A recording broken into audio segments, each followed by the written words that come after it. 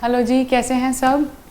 आशा करते हैं सब अच्छे से तैयारी कर रहे होंगे। थोड़ी वीडियो लेट हो गई, एक्चुअल में थोड़ी सी टेक्निकल इश्यूज चल रहे हैं, but I manage to make the videos क्योंकि मुझे कॉन्टीन्यूसली वीडियो बनानी थी, बट थोड़ा टेक्निकल इशू की वजह से ये काम नहीं हो पा रहा है।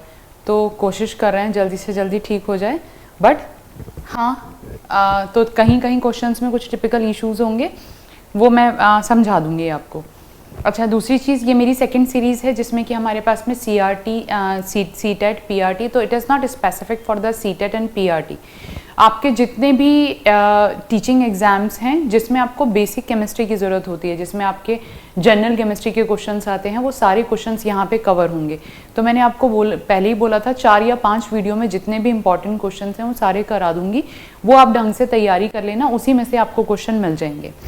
ठीक है, थोड़ा जल्दी लेंगे। तो हमारे पास में पहला क्वेश्चन आता है, ये सीटेट का ही प्रीवियस ईयर क्वेश्चन है।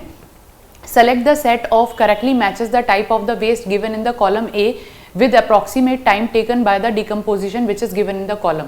उस समुच्चय का चयन कीजिए जो कॉलम ए में दिए गए के बारे में और कॉलम बी में दिए गए सब्सटेंस के बारे में, अपघटन के बारे में बताता है, यानी कि उनका डिकम्पोजिशन बताता है। ये आपको डायरेक्ट ही एनसीईआरटी का क्वेश्चन है, एनसीईआरटी में से आया हुआ है ये क्वेश्चन आपका। तो एनसीईआरटी में शायद ये क्वेश्चन ही है, कंप्लीट क्वेश्चन ही है एनसीईआरटी का। ठीक है जी, तो हमारे पास में यहाँ पे आएगा ये। अब आपको क्या देखना है कि आपका कैसे कैसे डिकम्पोजिशन होता है। सबसे पहले प्लास्टिक बॉटल पता है आपको बहुत ज़्यादा टाइम लगता है डिकम्पोजिशन होने में, तो यहाँ पे इसका होगा सेवरल ईयर्स। इसके बाद में आपके पास में आता है सिल्क स्कार्फ, जो आपका सिल्क का स्कार्फ है उसको आपके पास में कम से कम 4 साल के आसपास का टाइम लगता है ये। इसके बाद में कॉटन की जो शर्ट है वो आपकी 2 से 5 मंथ लगते हैं। इसके बाद में बनाने का जो छिलका है वो 1 से 2 हफ्ते लगते हैं, और जो पेपर है उसको 10 से 30 दिन लगते हैं डीकम्पोज होने में, जब वो कंप्लीटली डीकम्पोज हो जाता है। तो हमारे पास में फर्स्ट का फिफ्थ है, तो आपके पास में ऑप्शन ए और सेकेंड और फोर्थ में से कोई सा होगा।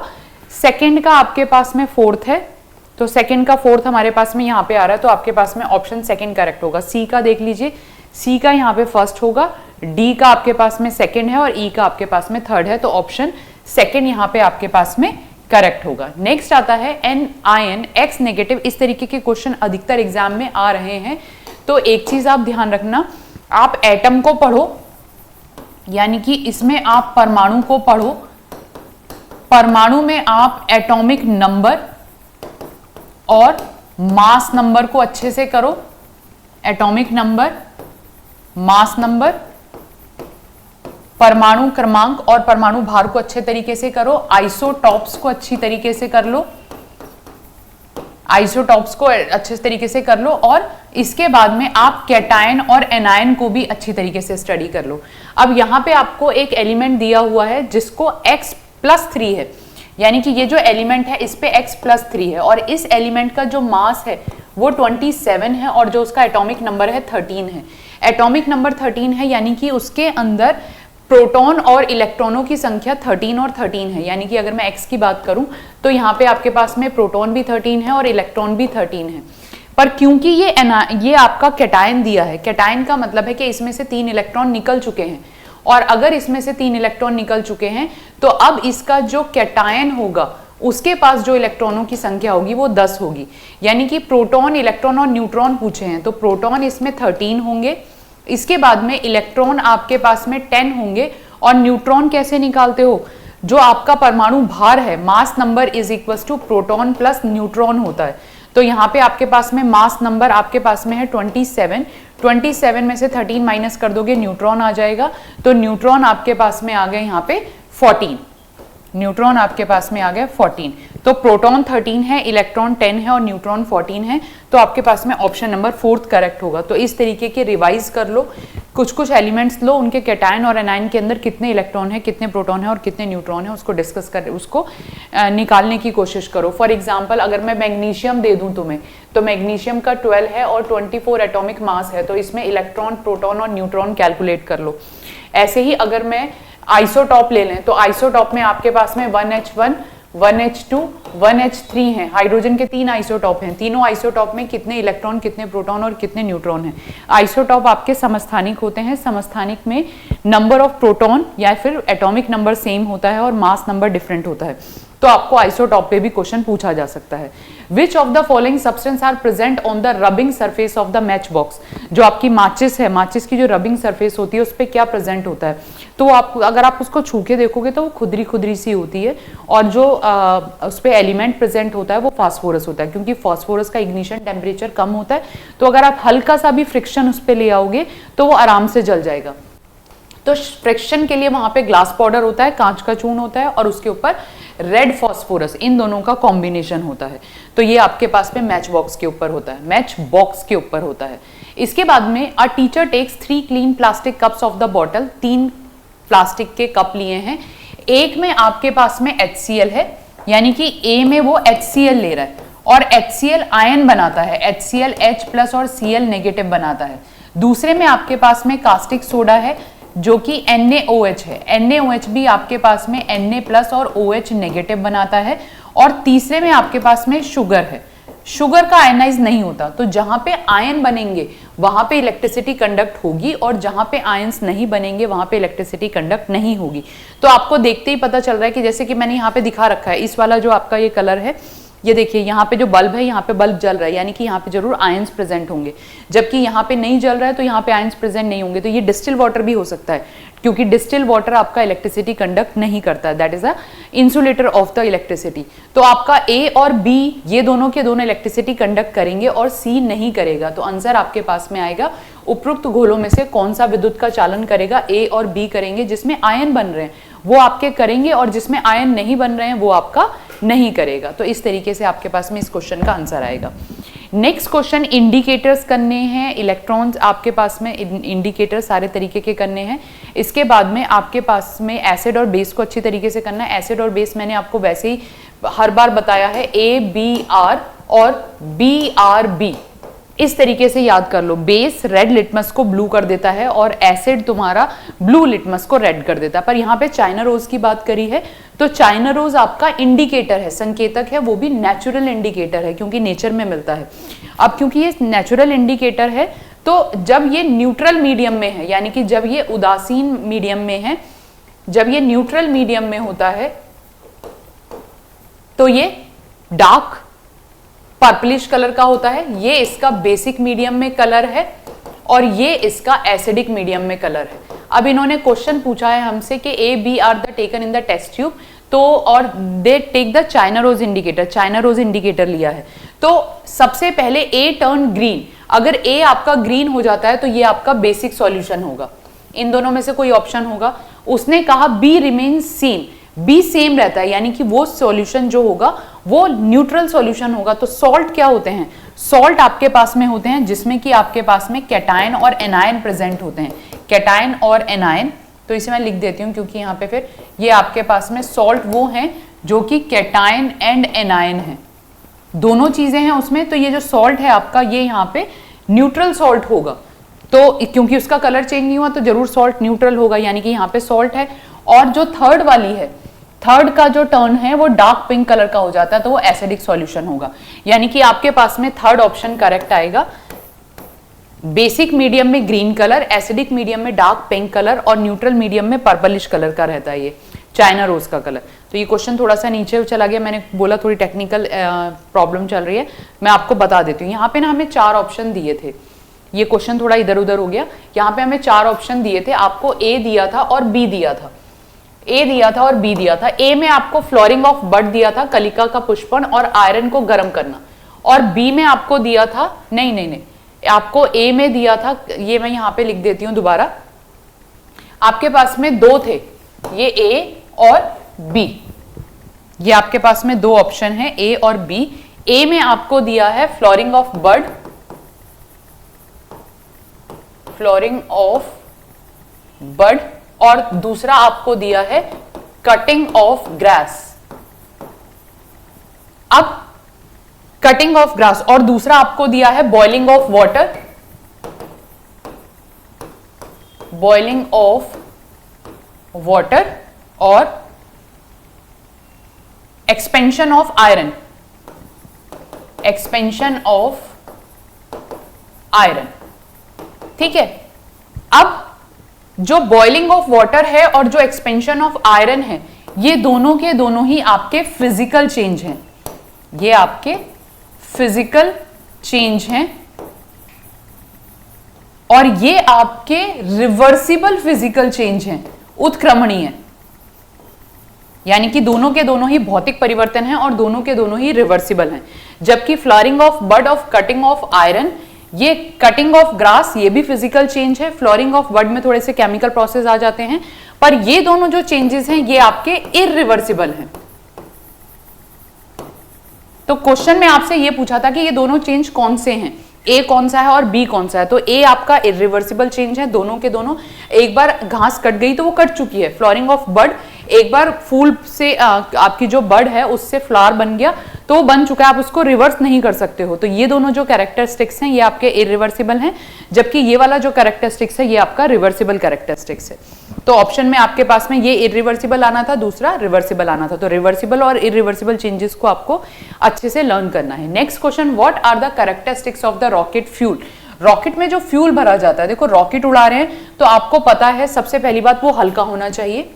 तो रॉकेट का जो फ्यूल है वो हल्का होना चाहिए, लाइट इन वेट होना चाहिए, और क्योंकि उसके लिए आपको बहुत एनर्जी की जरूरत है तो हाई कैलोरीफिक वैल्यू होनी चाहिए। कैलोरीफिक वैल्यू क्या होती है? The amount of energy release on burning of the 1 kilogram of the fuel. Fuel 1 kilogram fuel को बर्न करने पर जो एनर्जी रिलीज होती है उसे आप कैलोरीफिक वैल्यू कहते हैं। तो आपकी हाई कैलोरीफिक वैल्यू होनी चाहिए, क्योंकि आपको रॉकेट उड़ाना है, खाना नहीं बनाना है। खाना बनाने के लिए लो कैलोरीफिक वैल्यू वाला भी काम कर जाएगा। तो यहाँ पे ये आपका हाई कैलोरीफिक वैल्यू का चलेगा, और इस तरीके से ये आपका यहां पे आ जाएगा।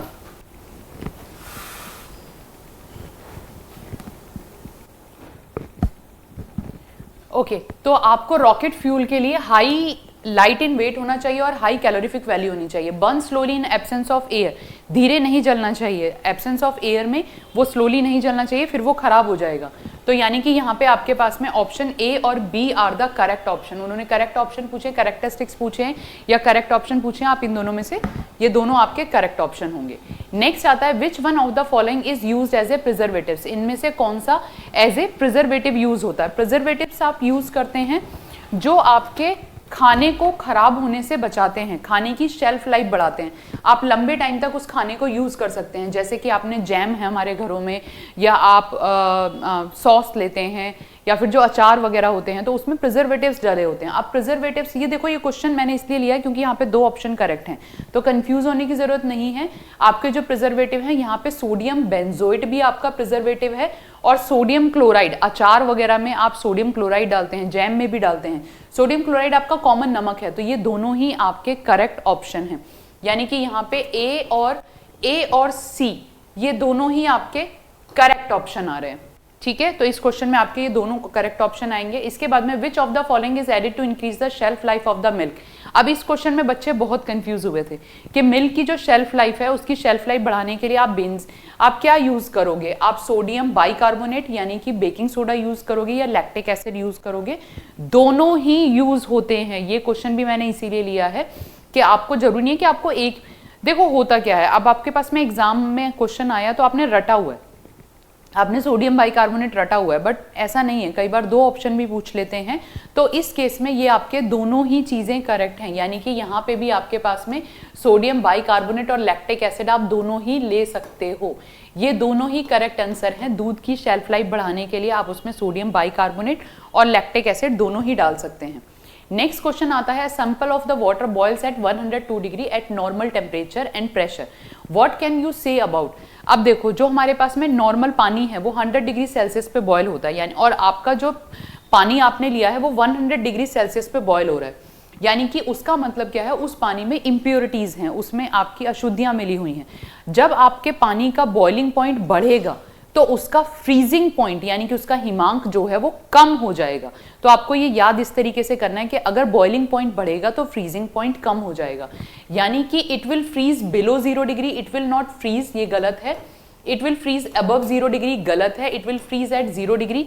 0 डिग्री पे प्योर वाटर, अगर आपका पानी बिल्कुल प्योर है तो वो 0 डिग्री पे फ्रीज होगा, पर क्योंकि आपका पानी 102 डिग्री पे बॉयल हो रहा है तो हमें यहाँ से आइडिया लग गया कि हमारा जो पानी है वो इम्प्योर है, क्योंकि प्योर वाटर 100 डिग्री सेल्सियस पे बॉयल होता है। अब वो 102 डिग्री पे बॉयल हो रहा है, यानी कि पानी में इम्प्योरिटी है, और अगर इम्प्योरिटी है तो अगर आपका पानी 102 पे बॉयल हो रहा है तो वो फ्रीज जो होगा, जो उसका हिमांक होगा वो 0 डिग्री से कम पे होगा, यानी कि वह 0 डिग्री से कम पर बर्फ बनाएगा। ये क्वेश्चन अपोजिट करके भी दे सकते हैं कि अगर 0 डिग्री से कम पे बर्फ बन रहा है तो वो जो बॉयल होगा वो 100 डिग्री से ज्यादा पे बॉयल होगा।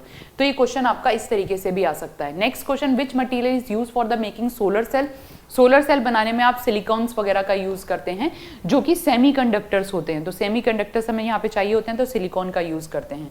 इसके बाद में नेक्स्ट क्वेश्चन आता है एसिड रेन। एसिड रेन में आपको पहले भी बता चुकी हूँ, रट लो नाइट्रोजन ऑक्साइड या नाइट्रिक ऑक्साइड, सल्फर डाइऑक्साइड और कार्बन डाइऑक्साइड, ये तीनों के तीनों ही आपके एसिड रेन के लिए यूज होते हैं। तो यहाँ पे जो आपको दे रखा है वो नाइट्रिक ऑक्साइड और सल्फर डाइऑक्साइड दे रखा है, तो फिफ्थ और फोर्थ आंसर आपका करेक्ट होगा। सल्फर डाइऑक्साइड SO2, तो यहाँ पे आपके पास में SO2, NO2 और CO2 भी यहाँ पे होता है। ये तीन मेन चीजें हैं जो कि आपके एसिड रेन के लिए यूज होती हैं और बहुत ही इंपॉर्टेंट क्वेश्चन है। बार बार बता रही हूँ, जहां पे मैं इंपॉर्टेंट लिख रही हूँ आपको पता है उसमें से क्वेश्चन आ जाते हैं, तो आपको एसिड और बेस अच्छी तरीके से करने हैं, इंडिकेटर्स के कलर करने हैं, नेचुरल इंडिकेटर्स के कलर करने हैं, केमिकल इंडिकेटर के कलर करने हैं, जैसे कि फिनोफ्थिलीन का कलर कैसे चेंज होता है। इसके बाद में आपके पास में लिटमस पेपर्स का कलर कैसे होता है, आपके खाने की डिफरेंट चीज में डिफरेंट मटेरियल में कौन कौन से एसिड प्रेजेंट हैं या कौन कौन से बेस प्रेजेंट हैं। जैसे कि जब आप मिल्क ऑफ मैग्नीशिया लेते हैं तो वो बेसिक इन नेचर होता है, उसमें आपके पास में क्या होता है, milk of magnesia MgOH whole twice होता है। जो आपका ग्लास क्लीनर होता है उसमें अमोनियम हाइड्रोक्साइड होता है। तो इस तरीके से ये सारे आपको, जब भी कोई चींटी काटती है तो फॉर्मिक एसिड होता है, वेस्प काटता है तो उसमें आपके पास में अमोनियम हाइड्रोक्साइड होता है। इसलिए जब चींटी काटती है तो आप सोडियम बाइकार्बोनेट लगाते हैं, वहां पे आप न्यूट्रलाइजेशन रिएक्शन करते हैं। जबकि जब कोई ततैया काटता है तो आप उसके ऊपर विनेगर डालते हैं, एसिड डालते हैं। विच one of the following is not a product of petroleum. Petroleum के जो आपके पास में प्रोडक्ट हैं, पैराफिन वैक्स पेट्रोलियम से निकलता है, बिट्यूमेन पैराफिन से निकलता है, कैरोसिन आपका पेट्रोलियम से निकलता है, पर CNG आप पेट्रोलियम से नहीं बनाते हैं। तो इस तरीके से आपके पास में CNG is the correct option which is not the product of the petroleum. Okay, तो सारिका ने यहाँ पे डिस्टिल वाटर लिया है और distil water is the purest form of the water. अगर डिस्टिल वाटर होगा तो वो इलेक्ट्रिसिटी को कंडक्ट नहीं करेगा, इट इज एन इंसुलेटर, वो इलेक्ट्रिसिटी कंडक्ट नहीं करेगा। शुद्ध पानी, आसुत जल जिसमें बोलते हैं, क्योंकि उसमें कोई आयन नहीं प्रेजेंट होते हैं तो वो इलेक्ट्रिसिटी को कंडक्ट नहीं करेगा, इट इज एन इंसुलेटर। इसके बाद में आता है ब्रॉन्ज। ब्रॉन्ज यानी कि आपका कांसा, ये आपकी एक एलॉय है जो कि टिन और कॉपर की एलॉय है, ठीक है, टिन और कॉपर, जिंक और टिन और कॉपर, ठीक है। इसके बाद में आपके पास में आता है what is the mass of an object which is with the density of 12 ग्राम पर ml and the volume of 3 ml। तो बहुत सिंपल सा क्वेश्चन है, आपको पता है density is equals to mass upon volume होता है, मास अपॉन वॉल्यूम होता है। डेंसिटी आपको गिवन है 12 ग्राम पर ml, मास आपको निकालना है तो वॉल्यूम आपको दिया है 3 ml, तो 12 को 3 से मल्टीप्लाई कर दोगे, ml दिया है, दोनों की यूनिट भी सेम है, तो 36 ग्राम आ जाएगा आपके पास में आंसर, 36 ग्राम आ जाएगा।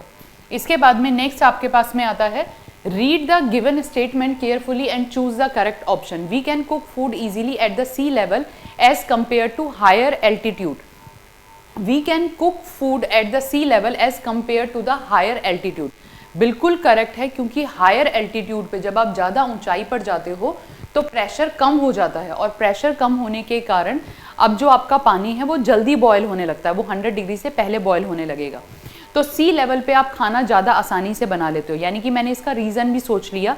अब मैं इसका रीज़न पढ़ती हूँ। At high altitude the boiling point of the water increases. जबकि मैंने क्या कहा, जब आप हाई एल्टीट्यूड पे जाते हैं तो आपका जो प्रेशर है, वो जो दाब है वो कम हो जाता है, और पानी का जो बॉइलिंग पॉइंट है वो कम हो जाएगा, यानी कि पानी अब जल्दी बॉयल होने लगेगा, और जल्दी बॉयल होने लगेगा तो खाना आपका उतना आसानी से नहीं बनेगा, आपका जो खाना है वो इजीली नहीं पकेगा। तो यानी कि आपके पास में असर्शन करेक्ट है, ऊंचाई की तुलना पर समुद्र तल पर आप आसानी से खाना बना सकते हो, हाई एल्टीट्यूड पे प्रेशर कम होने की वजह से बॉइलिंग पॉइंट वाटर का कम हो जाता है, जिससे कि आपका खाना आसानी से नहीं बनता। तो बॉइलिंग पॉइंट बढ़ता नहीं है, बॉइलिंग पॉइंट कम होता है। Assertion is correct but the reason is wrong है, कोई करेक्ट एक्सप्लेनेशन भी नहीं है। Which of the following statement regarding the rusting of iron, rusting of iron बार बार बता रही हूँ, रस्टिंग ऑफ आयरन पे क्वेश्चन आएगा ही आएगा, ये वैसे भी इंपॉर्टेंट है। तो रस्टिंग ऑफ आयरन की क्या होती है, आयरन की ऑक्सीजन से रिएक्शन होकर आयरन ऑक्साइड बनता है, या फेरिक ऑक्साइड भी बोल सकते हैं। तो ये भी क्वेश्चन आया हुआ है कि आयरन ऑक्साइड या फेरिक ऑक्साइड, जब भी आपका रस्टिंग ऑफ आयरन होती है, जंग लगता है, तो क्या बनता है, आयरन ऑक्साइड और फेरिक ऑक्साइड दोनों एक ही चीजें हैं। It involve a chemical reaction between iron and oxygen, बिल्कुल सही है। जब भी आपकी रस्टिंग होती है तो आयरन और ऑक्सीजन के बीच में रिएक्शन होती है। It is an exothermic reaction, yes, ये एक एक्सोथर्मिक यानी कि ऊष्मा शेपी अभिक्रिया है। It can take place at the room temperature, बिल्कुल रूम टेम्परेचर पे हो सकती है, but it is an reversible reaction, ये एक रिवर्सिबल रिएक्शन नहीं है। तो कौन कौन से ऑप्शन आपके करेक्ट हैं, आपका फर्स्ट, सेकेंड और जो थर्ड है ये आपके विच of the following is true बताना है। तो फर्स्ट, सेकेंड और जो थर्ड है ये आपके करेक्ट हैं और फोर्थ आपका रॉन्ग है। इसके बाद में नेक्स्ट क्वेश्चन आपके पास में आता है, the material which is commonly use for making kitchen utensils, kitchen के जो कंटेनर बनाने के लिए जो मटेरियल यूज करते हो वो नॉर्मली आपका पैट होता है, पैट, PET, पॉलीइथाइलिन टरथैलेट, पॉलीइथाइलिन टरथैलेट होता है। और आप देखोगे भी कि जो आप नॉर्मली जो प्लास्टिक के बर्तन होते हैं या प्लास्टिक की बोतलें होती हैं, अगर आप उनको पीछे से देखोगे तो उसके पीछे PET लिखा भी है। तो जो आप घर में प्लास्टिक की बोतलें या कंटेनर यूज करते हो वो पैट की बोतलें होती हैं, पॉलीइथाइलिन टरथैलेट, ठीक है जी। इसके बाद में आता है X and Y are the thick black liquid which can be use for the metalling of the roads. X is drive from the petroleum, petroleum से X ड्राइव हो रहा है, and Y is drive from the coal. Petroleum से जो drive होता है वो बिट्यूमेन होता है, और कोल से जो ड्राइव होता है वो कोल तार होता है। तो सड़क बनाने में कई बार हम अपने घर पे जैसे छतों पे पानी वगैरह के से लीकेज से बचाने के लिए तब भी कोल तार डलवा देते हैं वहाँ पे। और बरसात के दिनों में क्या, जैसे कि घर में सीलन ना आए तो आपने देखा होगा वहाँ पे पीछे ब्लैक कलर का वो जो पेंट सा कराते हैं वो भी यही होता है। तो पेट्रोलियम से जो मिलता है वो बिट्यूमेन होता है, और जो कोल से मिलता है वो कोल तार होता है। Next you have litmus paper, purple colour का लिटमस पेपर है in distil water when added to an acid. Litmus paper है, लिटमस पेपर का तो मैंने आपको बार बार बता रखा है, एसिड ऐड किया है तो ABR, एसिड ब्लू लिटमस को रेड कर देगा। तो यहाँ पे आपके पर्पल कलर है या ब्लू कलर है और एसिड उसमें डाल रहे हो तो वो उसको रेड कलर का कर देगा, एसिड ब्लू लिटमस को रेड कर देगा। इसके बाद में the solution which do not change the colour of either red और ब्लू लिटमस, जो ब्लू और रेड दोनों ही लिटमस का कलर चेंज नहीं कर रहा, यानी कि वो न्यूट्रल सॉल्यूशन होगा, उदासीन सॉल्यूशन होगा। तो उदासीन सॉल्यूशन उसका कलर नहीं चेंज करता है। इसके बाद में अगला हमारे पास में आता है विच acid is used in tamarind. इमली में कौन सा यूज होता है, इमली में टार्ट्रिक एसिड यूज होता है, बहुत ही खट्टा लगता है। और जो आपके कई बार जो सॉस वगैरह होते हैं उसमें भी टार्ट्रिक एसिड डाला होता है ताकि उसमें खट्टापन आ जाए। तो जितनी भी खट्टी चीजें हैं, जैसे कि अगर आप जो खट्टी चीजें मार्केट की बनी हुई खा रहे हैं तो उसमें अधिकतर टार्ट्रिक एसिड का यूज करा जाता है। इसके बाद में which of the following set represent the natural indicator of acid and base, for acid and base, इसमें से कौन सा नेचुरल इंडिकेटर है।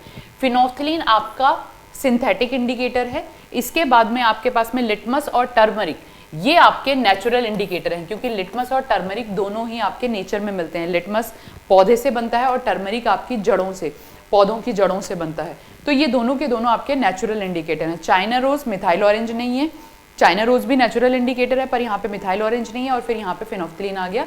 तो correct answer will be litmus and हल्दी। अगला आता है which of the following pollutant are responsible for the depletion of the ozone layer. Ozone layer में जो कमी आती जा रही है उसके लिए कौन सा पॉल्यूटेंट रिस्पॉन्सिबल है। तो ओजोन लेयर में जो डिप्लीशन है वो क्लोरोफ्लोरोकार्बन की वजह से होता है। ये क्लोरोफ्लोरोहाइड्रोकार्बन की वजह से भी होता है। तो एक बार ये क्वेश्चन भी आया हुआ है आपका कि उन्होंने क्लोरोफ्लोरोकार्बन ना देके उन्होंने क्लोरोफ्लोरोहाइड्रोकार्बन दे दिए। एक ही बात है, बस उसमें क्या है, एक फ्लोरीन की जगह हाइड्रोजन आ जाएगा।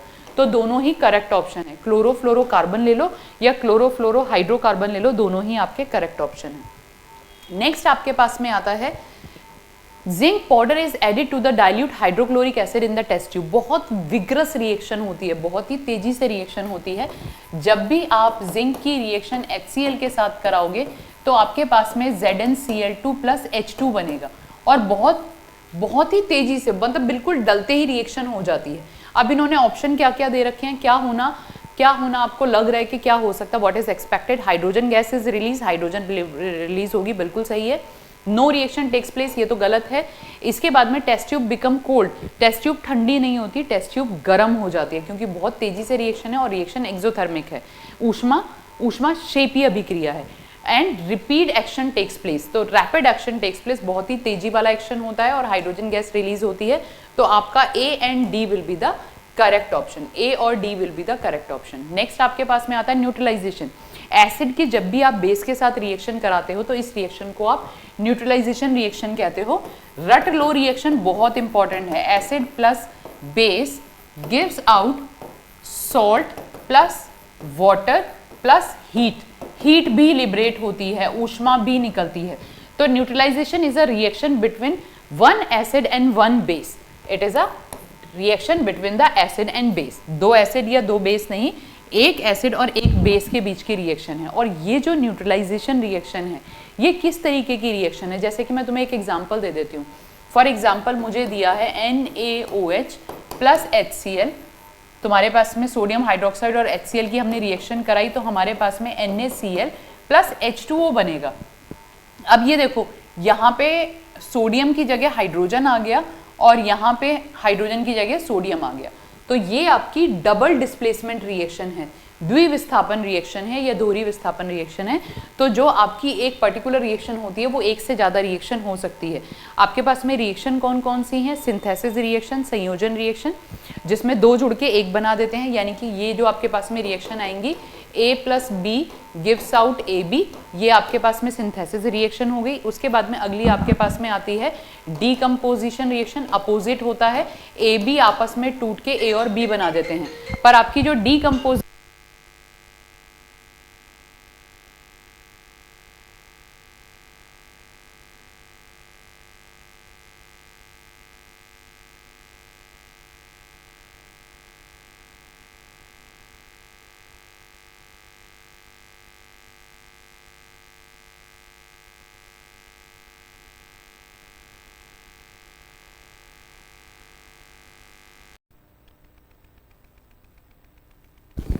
ओके जी, पर जो आपकी डीकम्पोजिशन रिएक्शन होती है उसमें आपको हीट की रिक्वायर्ड होती है।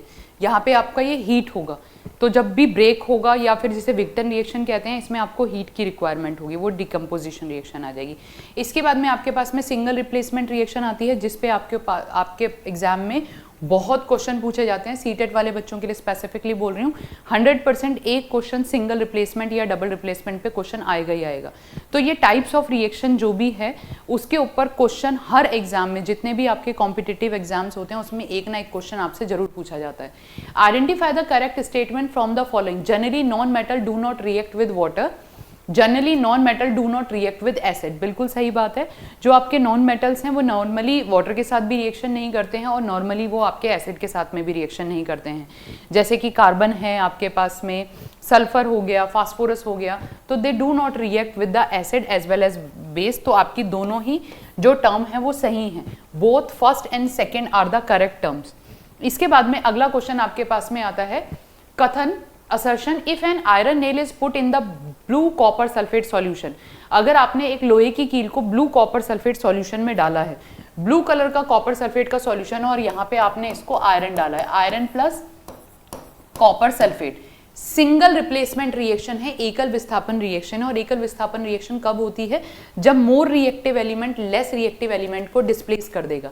यानी कि यहाँ पे जो आयरन है ये कॉपर को डिस्प्लेस कर देता है, विस्थापित कर देता है। तो जो ब्लू कलर का आपका जो कॉपर है ये ब्लू कलर हट जाएगा, क्योंकि यहाँ पे अब आपके पास में आयरन सल्फेट बना है और आपका कॉपर अलग हो गया। तो ब्राउन कलर का जो कॉपर है वो वहां पे डिपॉजिट हो जाएगा और आयरन सल्फेट का कलर लाइट ग्रीन कलर का होता है। ये वाला जो आपको कलर दिखाई दे रहा होगा स्क्रीन पर, कुछ कुछ इस तरीके का कलर होता है। यानी कि अगर मैं यहाँ पे शो करने की कोशिश करूं, यस, तो ये वाला जो आपका कलर है ये आपका कॉपर सल्फेट का कलर है, और यहाँ पे जो आपके पास में कलर आएगा थोड़ा सा इससे मैच करता हुआ, ये कलर आपका आयरन सल्फेट का आएगा। तो कलर बदल जाता है, इस तरीके से ये कलर चेंज हो जाएंगे। तो यहाँ पे ऑप्शन क्या दिया, अभी अगला क्वेश्चन आपको क्या दिया था?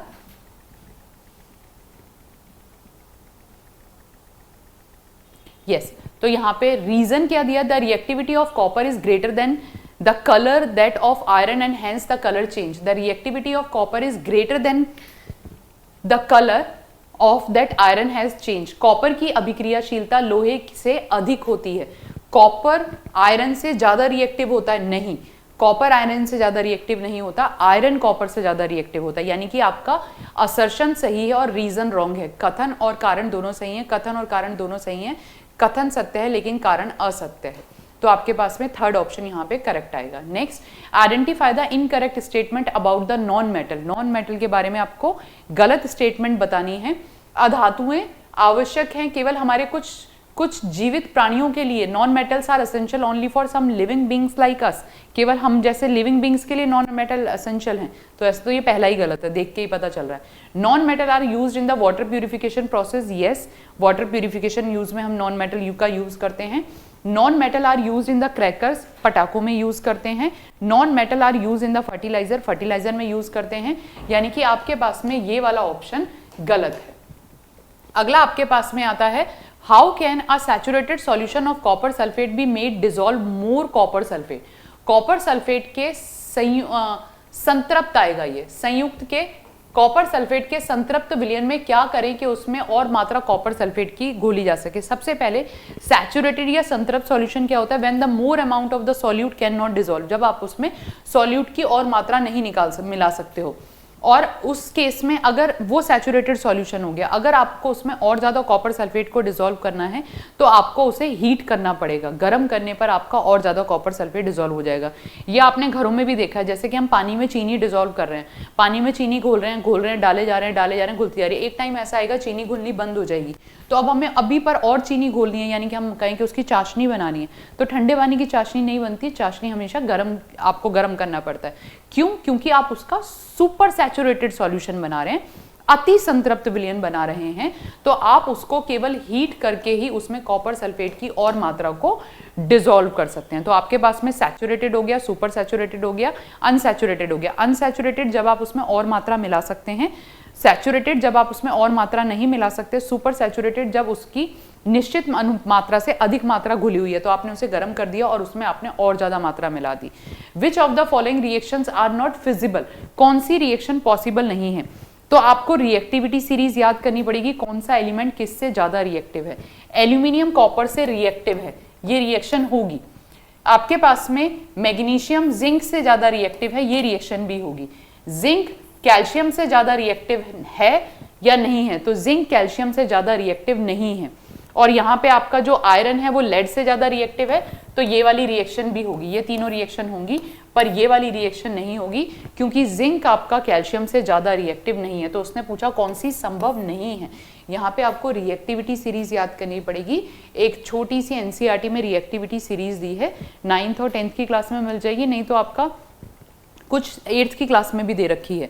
तो आपको करना क्या है, सीटेट या पीआरटी वाले बच्चे या फिर जो जनरल साइंस के लिए तैयारी कर रहे हैं, आपको 6 से लेके 8th की एनसीईआरटी के क्वेश्चंस करने हैं और उसी को पढ़ना है। वहां से आपके जनरल पेपर के सारे क्वेश्चन हो जाएंगे और आपके जितने भी मतलब जो सीटेट के जितने क्वेश्चन है, सीटेट के लिए आपको हल्का सा 9th 10th का और पढ़ना है, बाकी पीआरटी वाले बच्चों के लिए इतना बहुत है। तो आप बार बार कंफ्यूज रहते हो आपको कहाँ से पढ़ना है, इतनी सारी कोई किताब नहीं पढ़नी है। पीआरटी वाले बच्चे और सीटेट वाले बच्चे 6 to 8 तक की एनसीईआरटी पढ़ लो, जितने भी साइंस के पेपर हैं उसके सारे क्वेश्चन सॉल्व कर लो, और जितने भी आपके पीवाईक्यू आए हुए हैं, प्रीवियस ईयर क्वेश्चन आए हुए हैं, आपका वहां से एग्जाम क्लियर हो जाएगा। तो मैंने जितने भी पीवाईक्यू क्वेश्चंस हैं, मैं कोशिश कर रही हूँ मेरे पास में जितने भी बने हुए हैं वो मैं सारे अपलोड कर दूंगी, ताकि आप उससे रिवाइज कर लो, वहीं से आपका पूरा हो जाएगा। बाकी मिलते हैं नेक्स्ट क्लास में नेक्स्ट क्वेश्चंस को लेके। इसके अलावा मैं और भी सीरीज लेके आने वाली हूँ, बट हाँ थोड़ा सा मैंने बताया था टेक्निकल इशू है, थोड़ा टेक्निकल इशू जैसे ही कवर होगा तो आपकी जो वीडियोस हैं वो उतनी ही फ्रीक्वेंटली डलने लगेंगी, डेली की डेली एक वीडियो डलने लगेंगी। जैसे कुछ बच्चे जो रिक्वेस्ट कर रहे हैं, yes I am working on that. थोड़ा सा टेक्निकल इशू है, टेक्निकल इशू कवर होते ही मैं दोबारा डेली वीडियो डालने लगूंगी। ओके जी, थैंक यू, मिलते हैं, तब तक तैयारी करते रहिए, मेहनत करते रहिए। लाइफ में बिना मेहनत के कुछ नहीं मिलेगा, तो hard work is the must, ये आपको पता होना चाहिए, चाहे आप किसी भी एज में क्यों नहीं है, बिना मेहनत के लाइफ में कुछ नहीं मिलेगा। तो मेहनत तो करनी ही करनी है अगर आपको कुछ चाहिए लाइफ में। मिलते हैं फिर नेक्स्ट क्लास में। ओके जी, बाय।